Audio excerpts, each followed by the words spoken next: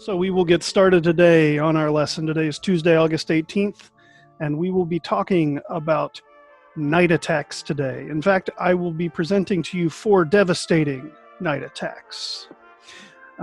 As always, if you have a question, you can ask it in the chat to Chess Moderator, that's Coach Simons, if you want to answer it immediately, or you can raise your hand and I'll take a break about halfway through, and I'll take questions at that time. Okay, if there's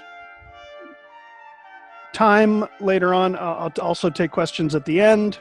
But we will be playing at about 2:35 for about 45 minutes. And if you want to stay on the Zoom call after that, you can watch me play, or you can go play your own games. You don't have to stay on the call. All right, so let's get into it. Let's take a close look at this piece here. Its name, as you all know, is the knight. It is not the horsey. And the knight has some properties that make it very unique in chess and that allow us to do some things with it that we can't do with other pieces. First, as everybody knows, it's the only piece that can jump. So if there were something blocking it in completely, it could still make its move. And another thing that it does that's very important to pay attention to, you can see here that all of the squares it attacks are light squares. It's on a dark square.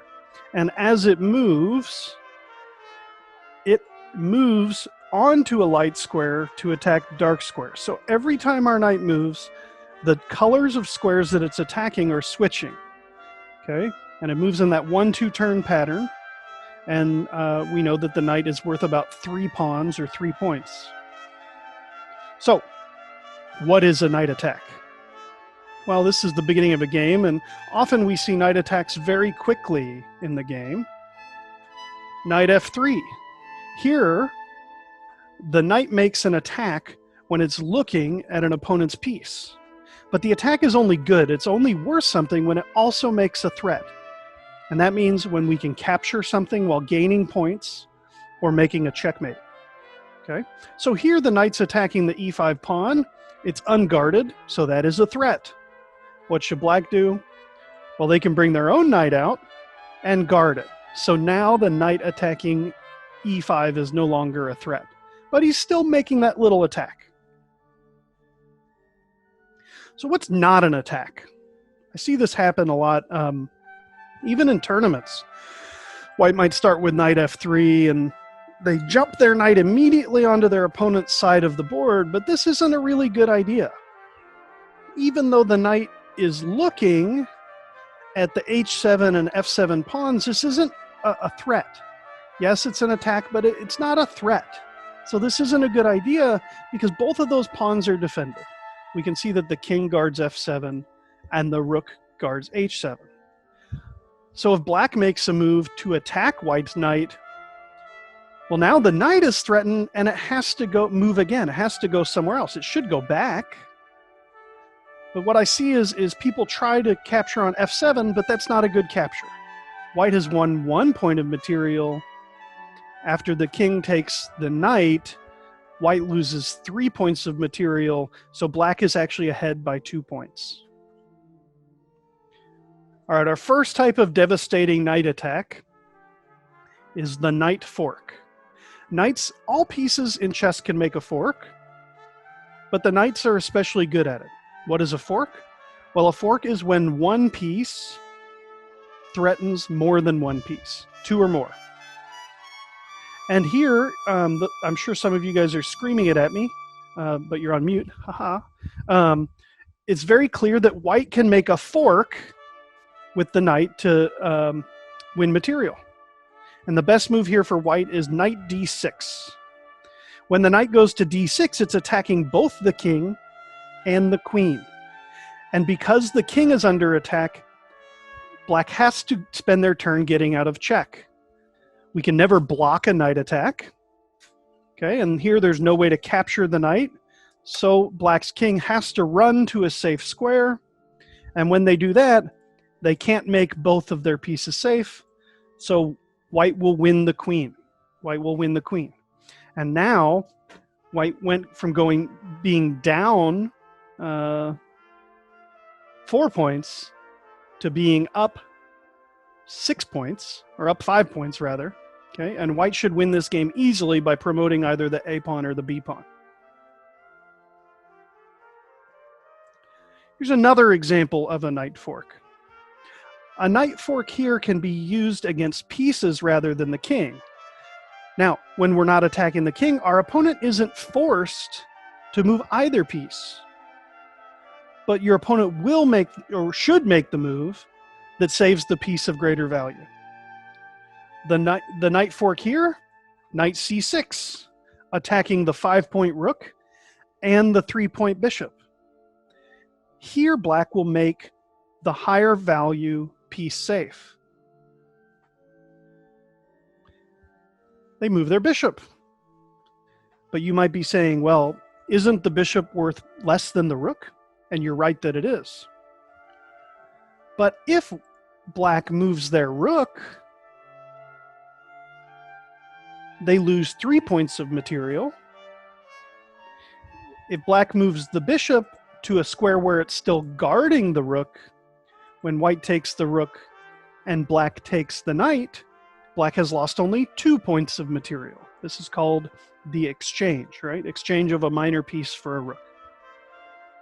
However, here black has a really hard time because white's follow-up move, rook d7, threatening the knight on b7, really should crush black's hopes of continuing to fight. If the knight goes to any square, rook d8 check is a fork between the king and the bishop. And one last fork example.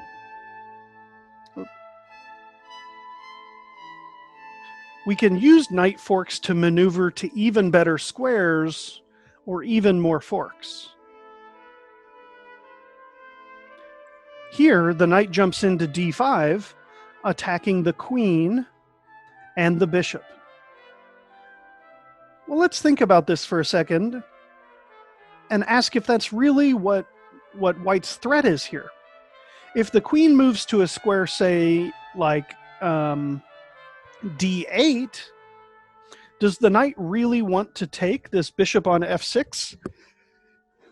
If this were the continuation, queen d8, knight takes f6 check, queen takes f6, we simply exchanged 3 points for 3 points.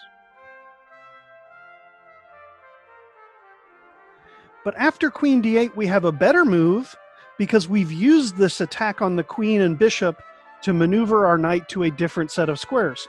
Here we're looking at light squares. We jump onto the light squares. Now we're looking at dark squares, and you can see that there's another fork available to white. Knight takes c7 check, and attacking the rook.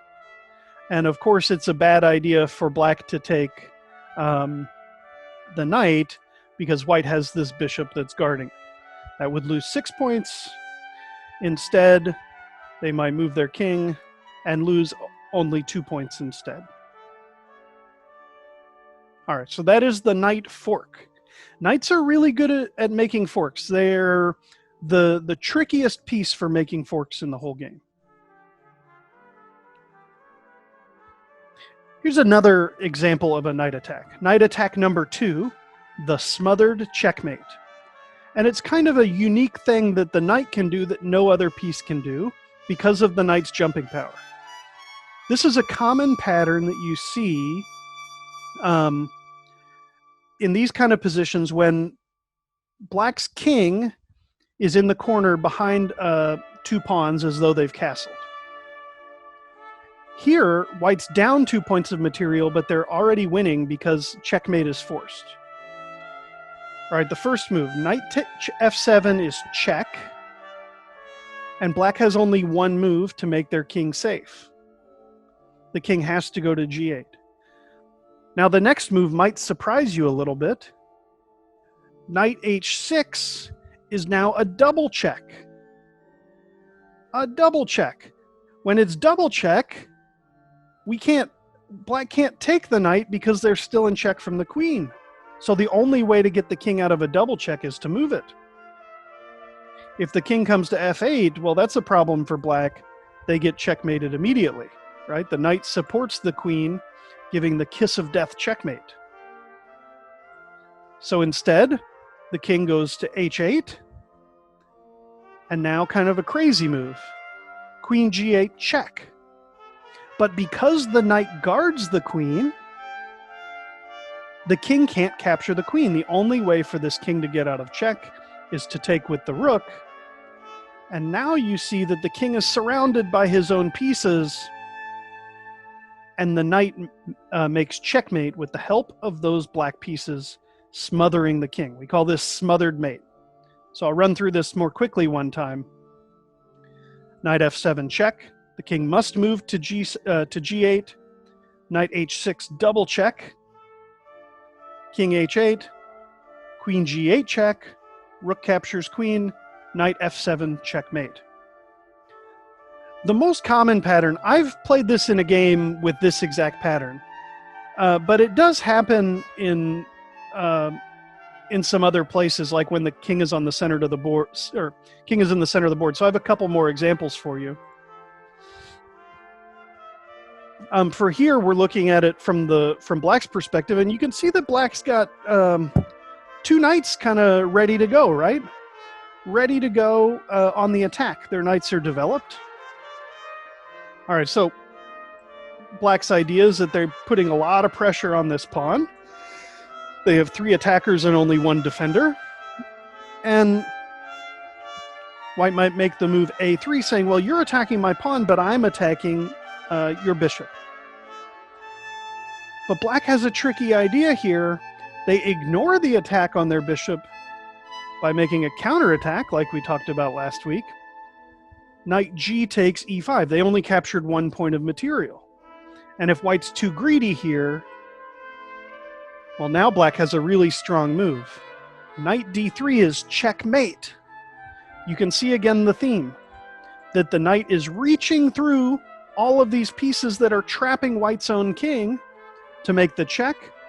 And here the queen helps in a different way. Instead of drawing the black piece next to the king, here it's pinning the e-pawn to the king. And one last example of smothered mate before we take some questions. Similar idea from white's side. Well, white's going to line up the pin ready to go. And if you remember the pattern from the last example, if black makes a bad move like knight g to f6, well, knight g6 is checkmate. You can see all of black's pieces smothering their own king, and the pawn is pinned, and this checkmate wins the game. The knight is the only piece that can do this, right? He's the only piece with the jumping power, so he's the only one that can reach through that big wall of black pieces to get at the king. All right, do we have questions about knight forks or smothered mates? Our first 2 devastating knight attacks. Yeah, so after knight f7 check, and the king moves to g7, no, g8, then why couldn't the knight just move to d6? Because if the knight comes to d6, it's only 1 check. And we have several ways to get out of check. It doesn't have to move. The queen can block the check, right? Oh. The queen can block the check, and then black's rook and their passed pawn might punish white pretty badly in the ending here, right? You're correct that it was a fork to try to win the queen, but in this case, there's a way out of the fork, because you can attack our queen and defend the rook at the same time. Right. Okay. If you won the queen here, you'd probably be able to win the game too. But a fork if you only got the rook, then you wouldn't necessarily be winning for white, which is why the checkmate is obviously going to be the strongest choice. Yeah. Forced checkmate is always the best sequence of moves. Although that might be the hardest one to find there. All right. Any more questions?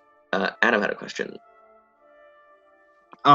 Yeah, so in the last 2 examples of the smothered mate, Sure. So what are the best moves for black to get out of the smothered mate? Well, very simply, if I think black has a lot of options here. You know, they could just bring their knight here, and all of a sudden, we've given ourselves an escape square, right? Yeah. So these two examples come from very particular openings. And there's a third one. So the first one is from an opening called Budapest Gambit, and the second one is from an opening called Caro-Kann Defense. And the third example I'm thinking of is from an opening called the Blackburn Shilling Gambit. The most important thing to consider is that when your opponent has a centralized knight and your own pieces are surrounding your king, there's always that danger, right, of getting pinned and having the smothered mate. So as long as we're aware that there are either retreat squares for our king to run to or stopping the pin, we're not gonna end up in smothered mate territory. Like here, if I had black, maybe I would consider, it's white's move. Let's say they play queen e2. I might consider just e6, right? And this stops the smothered mate because now my bishop stops the knight from jumping in, right? Thanks. No problem. I'd say I see a lot of smothered mates because players, when they castle, try to move their king to the corner, hoping that it's safer. But once you've castled, you don't really want to put your king all the way into the corner if you can avoid it, because then you have less places to escape to. Right. And then Vivan? Could you go back to the first smothered mate thing? Yes. This one, so, on the knight, can you go to the one where the knight moves to after, the one that you were on before? Yes. Wait, the one where the king was in the corner. Okay. That's this one. Right. So when the knight moves right there, Mm-hmm. like, after this move where the knight goes to h6. So this here, so white moves to h6. So why couldn't black just kill the knight instead of having to move the... Good question. If I try to move this pawn onto the knight, the game won't let me do it. And it's because black's king is in check twice. The knight gives check, see that red arrow? And the queen gives check. This is a double check. So even if the knight were out of the game, black's king still isn't safe. So the king has to move. That's the only move he can make. Okay. All right. Double checks happen when you have a discovered attack where one of your pieces moves out of the way of the other, letting you have two attacks on the king at the same time. All right. Let's move on. For those of you all who have been doing lessons all summer, I know you guys talked about this. My third devastating knight attack is going to be the outpost attack. Support points are squares that can no longer be attacked by our opponent's pawns and are attacked by our pawns. So you can see here that the square d5 is a support point for white because none of black's pawns can ever defend it again. They've moved past the places where they'd be able to defend it. But the b5 square is not a support point, even though it's attacked by two of white's pawns. It's attacked by one of black's pawns. Knights can use these support points. Let me get rid of those arrows. Knights can use these support points as outposts, because when a knight jumps into the support point, they're very strong squares that they cannot be moved out of. And in this position, the knight's even making a threat from the outpost, right? He's attacking the e7 square, threatening to make a fork. So black would have to stop that. But even here, the knight remains strong because he's looking over a lot of squares in our opponent's camp. And white will be able to use that to their advantage. He's also stopping this pawn on d6 from moving forward at all.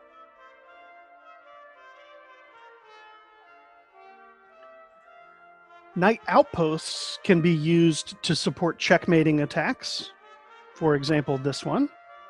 You can see that our support point is on f6. It's a square that can never be attacked by our opponent's pawn.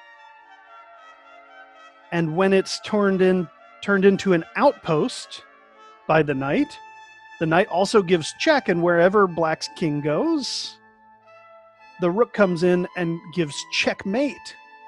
Right? The knight takes away the escape square and guards the rook. Some people call f6, f3, c3, and c6 the magic checkmate squares for knights. If you get an outpost on any of those squares, they can support this kind of checkmate with a rook very easily by forcing the king into the corner. Likewise, if the king tries to step up to g7, guess what? Rook takes rook takes h7 is still checkmate, because the knight supports the rook, takes away that square, and the rook takes away the other squares available to black.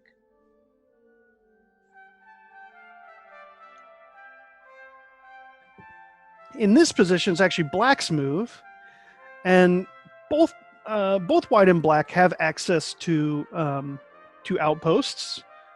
Black's main outpost is the c4 square, because white's pawns are so far advanced that they can't attack the c4 square, right? Pawn never moves backwards. So once the knight jumps in there, the only way to fight against it is to use another piece. The main outpost I see for white, is the e5 square, another square that can't be attacked by a pawn. So black jumps their knight in to enter the outpost, and white needs to appreciate how dangerous this is. And in the game that this came from, they did not. The rook comes to c1 to think about mounting an attack against the outpost, maybe with something like knight d2. But there's a problem. From the outpost, the knight supports its brother into e3, even though that square is guarded by a pawn. Knight e3 check, allowing the queen and rook battery to see the knight on f3, and no matter what white does here, they'll lose material. If they move their king, the queen takes the knight for free, and if they take back, right, this is going to be, actually I think they go here threatening checkmate.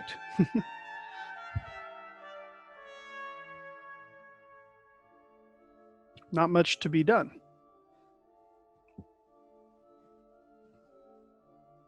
Indeed. So white actually tried the move that I think most people would play. Well, my pawn's attacking it. But guess what? Now do the queen and king both defend f3? No. Only the king defends, and there are two pieces attacking it. Queen f3 check, and the king went to h2. And now the knight can come in, making this checkmate threat again, right? The knight jumping in, supporting other pieces. The rook stops the checkmate threat.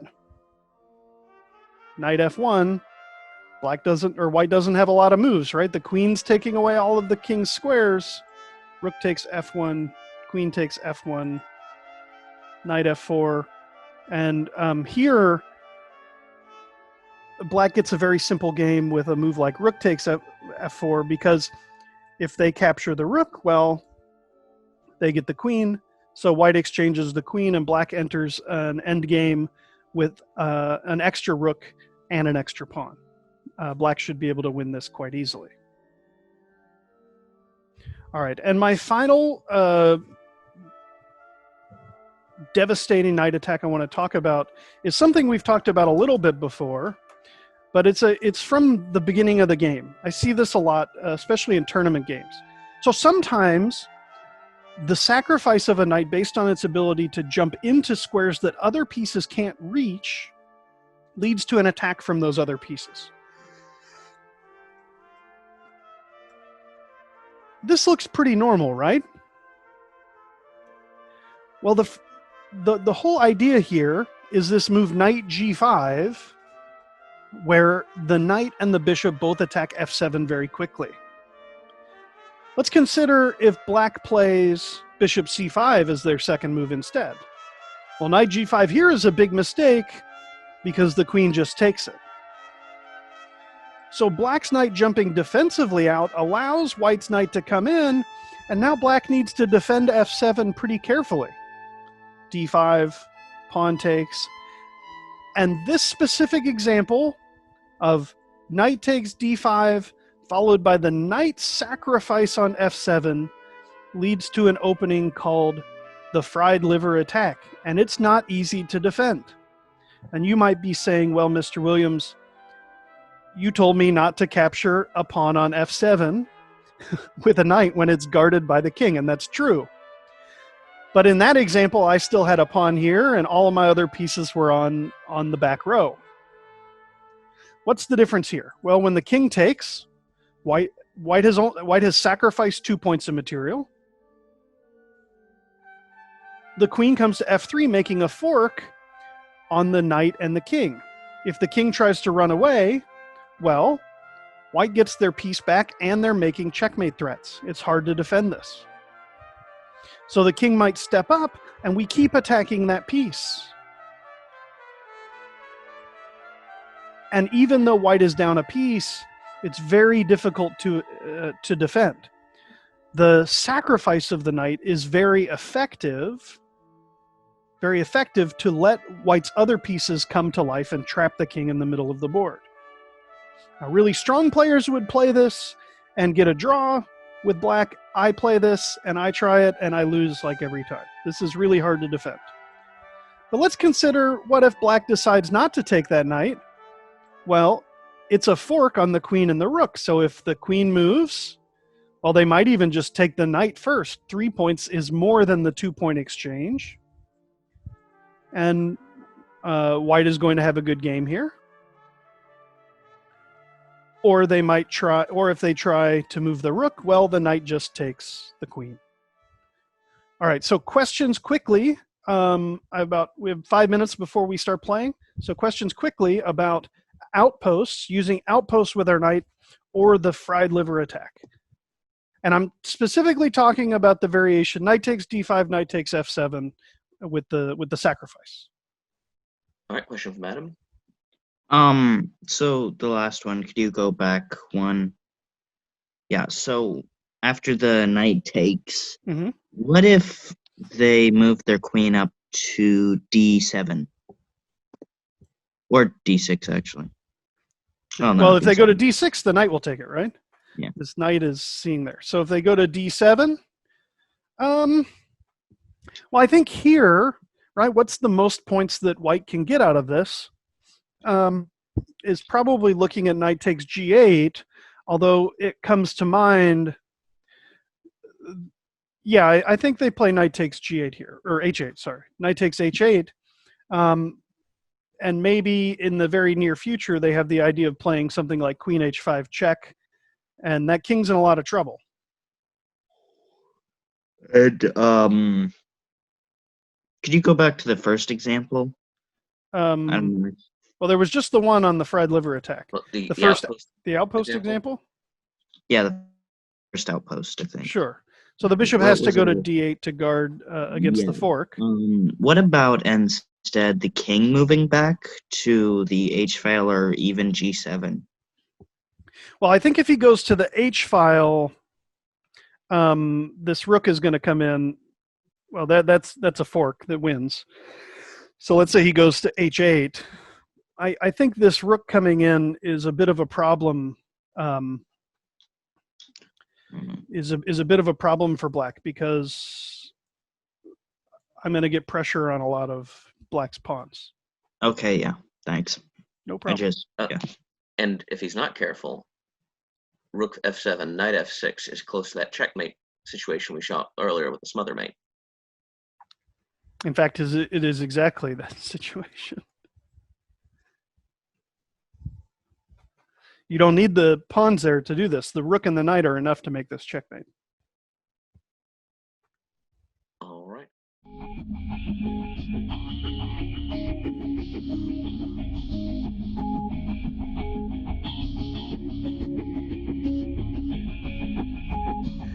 Against Washington. It looks like we did have two siblings got paired against each other for the match. It happens. Yeah. I'll say it actually happens more often in club. 4 knights. See, we have 4 knights on the board. Let's see if they let me make a devastating knight attack.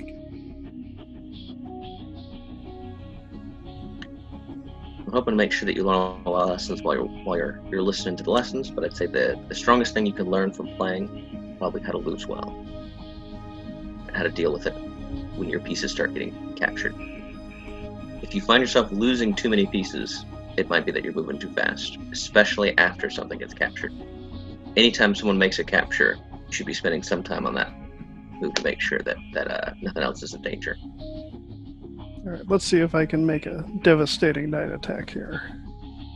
Maybe a devastating bishop attack. Well, let's see if they want a castle or not. Mm-hmm. I traded queens because I really want to devastate with my knights.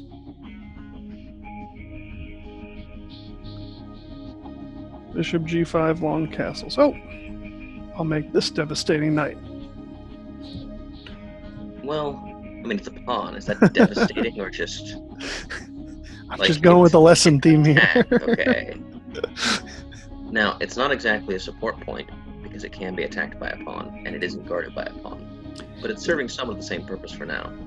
It is. That is true. All right. So I was considering castling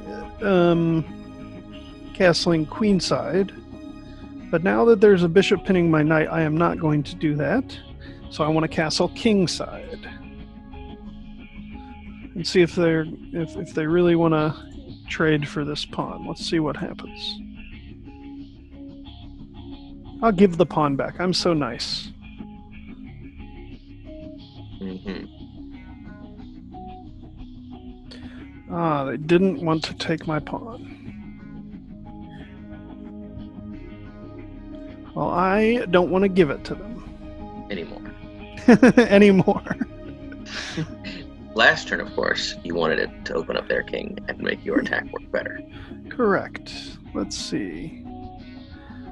I am considering whether I want to go to b3 to hope to undouble your pawns. Well, I'm considering that. I'm also considering bishop a3. I'm considering king f2. I'm considering castling.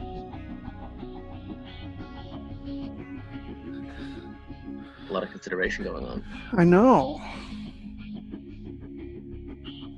We'll see what happens here.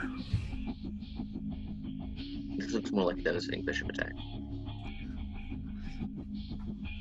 I can't do nothing. I have to do something. My knight guards my bishop, right? Okay, so now I have a little bit of a problem. Because if they play bishop takes bishop and I play knight takes bishop, that's good. Well, let's play king f2, bishop takes, knight takes. I like that.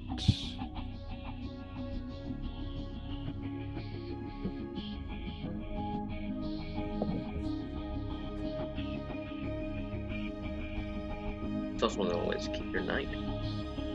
You can't try to pick up your knight, else you will no longer have a devastating knight.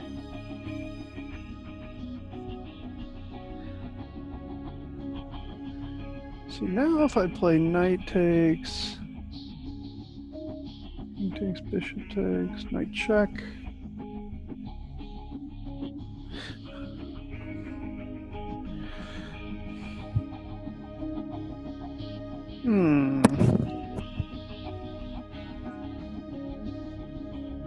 I'm We'll see if he wants my bishop badly or if he wants my knight. Which one goes? Okay.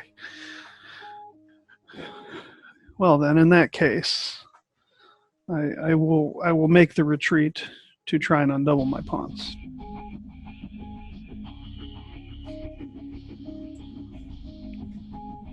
So small structural win. Although I actually wonder if A takes would have been more interesting. Perhaps.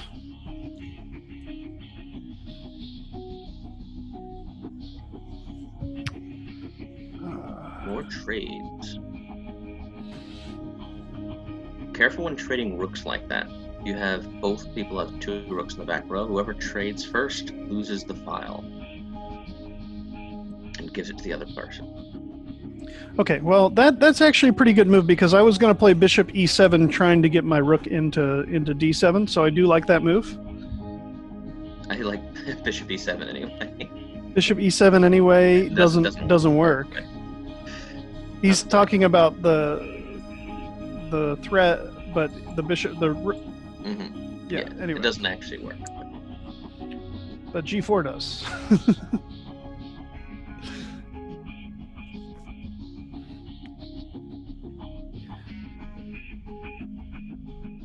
You point out all the safe squares for that knight to go.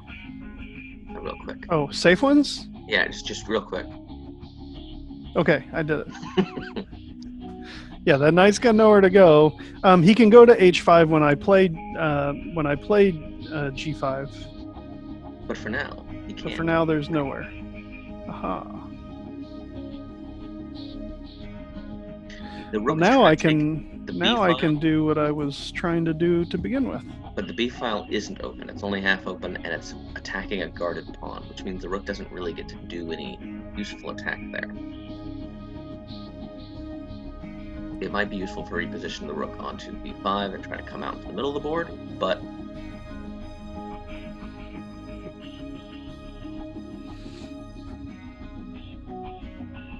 you had just trapped the knight. Now you traded off for it? Yes. Well, it does give probably the worst pawns you can have, unfortunately. Yeah, all his Flying pawns is are right doubled here. and isolated. Or all of their pawns. It's very hard to keep those pawns safe from anybody because none of them can guard each other. The only piece that's going to be able to keep things guarded is the king and rook. And while it might not seem like a big deal to lose a pawn, every pawn you lose gives your opponent stronger pawns. And once they have a strong enough passed pawn, they'll have a queen in no time. Or in this case, like 7 moves. Counting You can like usually 5. Yeah, you might be able to stop one pawn, and usually in king and rooks, one extra pawn isn't enough to win. But once you're stuck stopping one pawn, if your opponent has another extra pawn, it will become the queen instead. Mm-hmm. So my opponent wants to play here. So I move there because now my pieces control a lot of this file. You don't, if you want to stop a rook from coming in, if you attack enough of the squares, then it can't use the open file, even if it technically owns that open file. So in fact, there are only 2 safe squares on this file.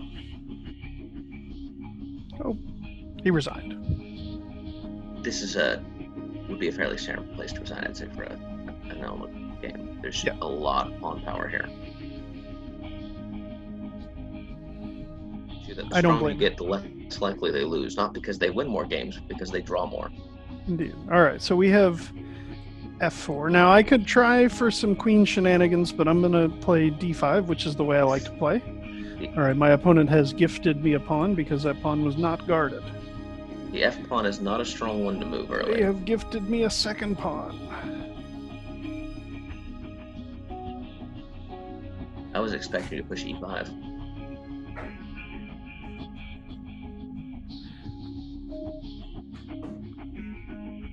Well, now I will play e5. I was considering it. When you move those pawns near your king, you end up with a lot of weaknesses. You generally want to move pawns towards the center, as we talked before, but especially those pawns that stop your king from being checked early. Well, now my opponent will have only one move available to them. Well, they have two moves, but only one of them stops checkmate.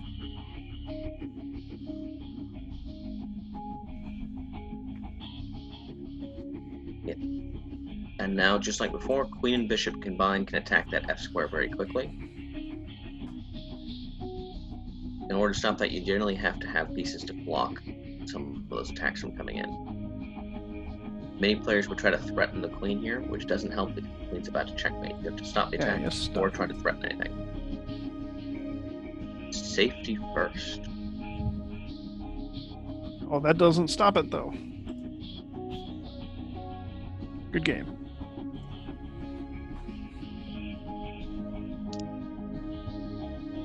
If you find yourself getting checkmated early on, it's probably attacks on your safe openings if you're worried about that kind of thing. There are a couple openings that make it very hard for an early checkmate to happen.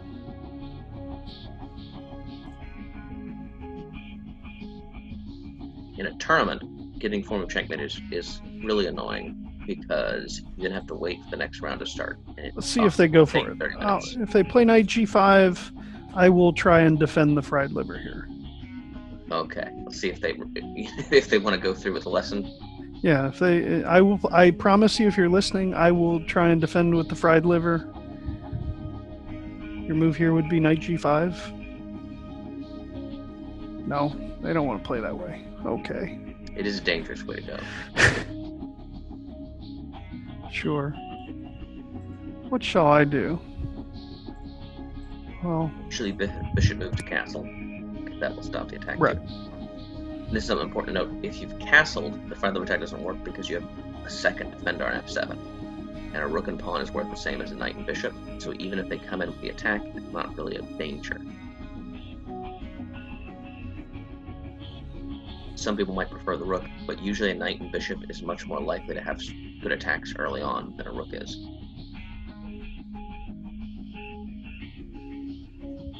So we have the same pawn structure here. This is a symmetrical position.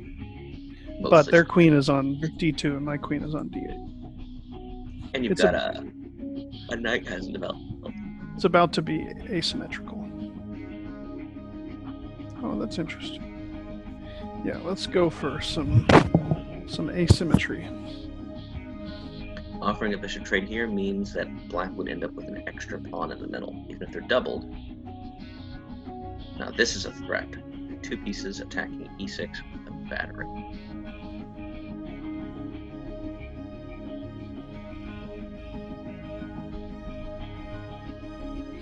Also on b7. Effectively, this is a fork on two pawns. They're threatening basically to win a pawn in two different places. You decided that over, say, like queen c8? Yeah. So I want to play c6 followed by d5. I'm considering knight a5.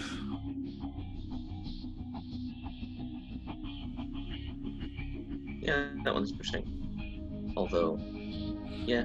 Knight a5, queen c6, but that I like the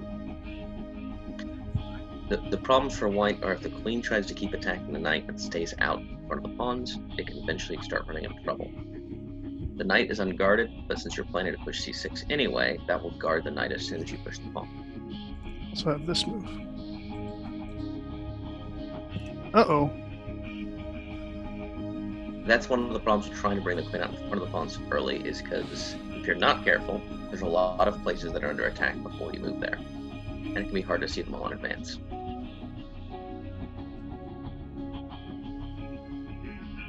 And there are different levels of careful too. It's often easier to see a threat right when your opponent makes it than one that has been sitting there for a while before you land on it. Like, for example, I am aware of b4 ideas, although it doesn't hit immediately. Hold on, where did my chat go? Did I have it open already? That's right. That Oh, there it is. Oh, it was you. All right. Oh, they're going for it.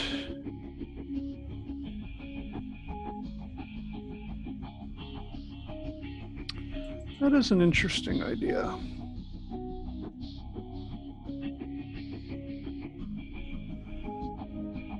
Oh, no, that's safe, actually. I will take on d5.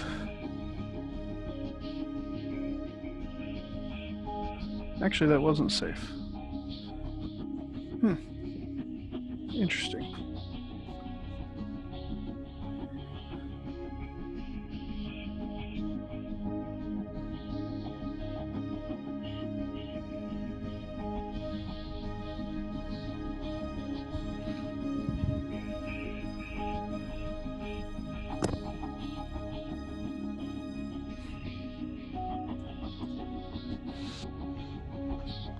Make a devastating knight attack if they let me. I'm also using this knight to guard. Whoops.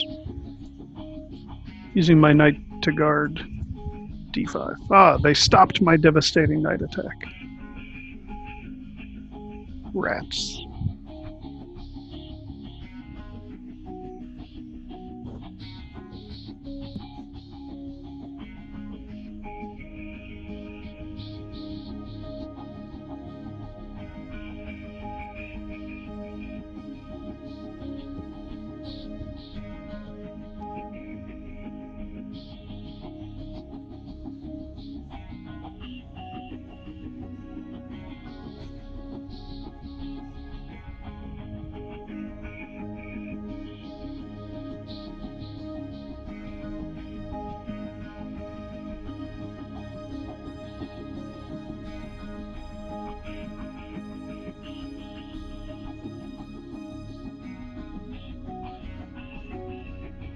I believe your knight has run out of room.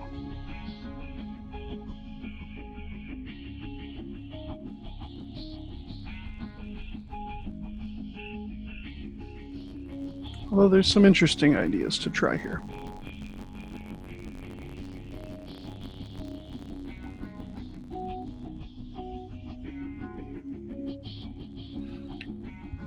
d4, counterattacking against my queen.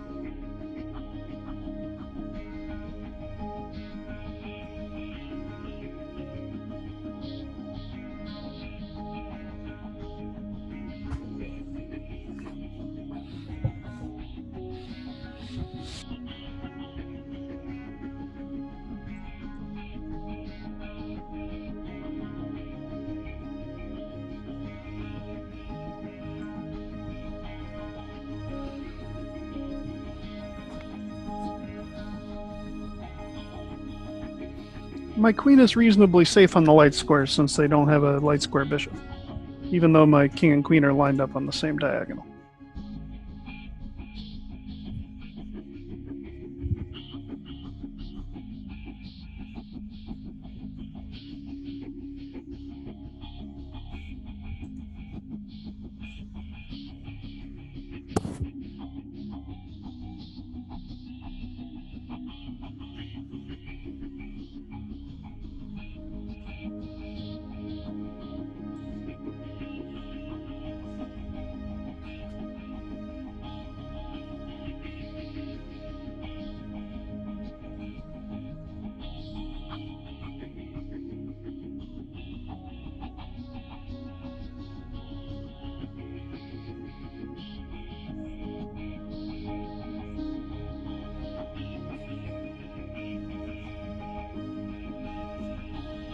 Oh, I can't do that actually. Never mind.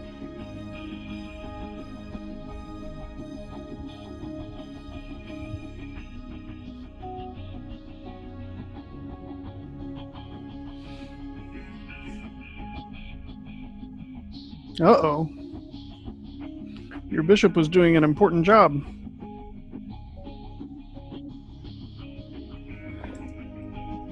All right, and with that, I have after 3 o'clock, so I will keep playing for this last 15 minutes, but I'm going to end the Zoom call. So thank you, everybody, for coming, and we will see you all on Thursday. Goodbye. Goodbye.